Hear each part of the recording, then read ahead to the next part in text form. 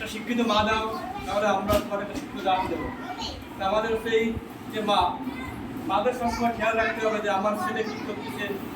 পুরুষরা কিন্তু সবসময় খেয়াল রাখবে না, তারা হচ্ছে আপনার খাবার করে দেবে, কোথায় কি লাগবে সংসারে, এগুলো তারা দেখবে।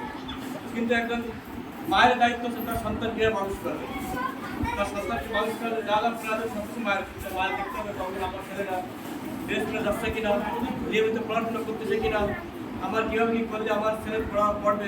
আপনার বাচ্চা দিয়েই থাকেন বেশি, বাচ্চারা আসলে আদর করতে হবে, আদরের মাধ্যমেই ওদের পড়াশোনা হয়। ওদের সাথে খারাপ আচরণ করে ধরুন আমি দিলে কিন্তু ওদের পড়াশোনা কিন্তু ভালো হবে না। ওদের সাথে ভালো আচরণ করবেন, যে তোরা ভালো করে পড়াশোনা কর, বোঝাতে হবে, তাহলে ওরা একটু ভালো করে করবে।